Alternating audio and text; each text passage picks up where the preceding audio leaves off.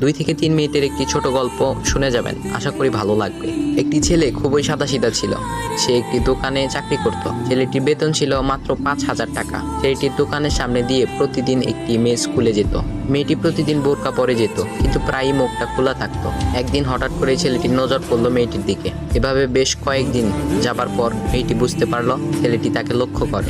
মেয়েটিও বাঁকা চোখে ছেলেটির দিকে তাকাতে শুরু করলো। ছেলেটি মেয়ের চলাফেরা দেখে মুগ্ধ হলো।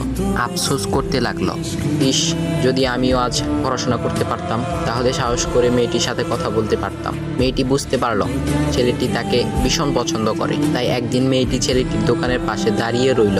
তখন ছেলেটি দুপুরের খাবার খাওয়ার জন্য দোকানের বাইরে আসে। সে চায়ের দোকানে গিয়ে 5 টাকার একটি রুটি খেয়ে পানি পান করে আসতে লাগলো।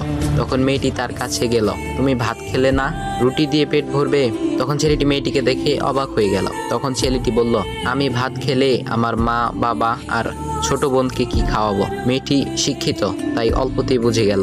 সে হাত ধরে বলতে লাগলো, তাহলে তুমি যে আমাকে পছন্দ করো, আমাকে কি খাওয়াবে? তখন ছেলেটি বলল, আমি তো তোমাকে আপন করে পাওয়ার জন্য দেখি না, কারণ সে যোগ্যতা আমার নেই। তবে এটা সত্যি যে তোমাকে দেখলে আমার খুব ভালো লাগে, তাই দেখি। মেয়েটি ছেলেটির কথা শুনে চোখের পানি ধরে রাখতে পারলো না। সে বুঝে গেল ছেলেটির চরিত্র ও ভাবনা অনেক সুন্দর। সেদিন মেয়েটি চলে গেল। বাসায় গিয়ে রাত্রিবেলা মেয়েটি অসুস্থ হয়ে পড়ল। পরে তাকে ডাক্তারের কাছে নিয়ে আসা হলো। বলা হলো মেয়েটার 2টি কিডনি নষ্ট হয়ে গেছে। তখন মেয়ের বাবা ফোন করলো তার বন্ধুর ছেলেকে, যার সাথে বিয়ে দেওয়ার জন্য সে পাগল। কিন্তু মেয়েটি তার বাবার পছন্দের ছেলেকে বিয়ে করতে রাজি না, কারণ সে ছেলেটি টাকা থাকলেও কি হবে, তার চরিত্র খারাপ, সে লোভী।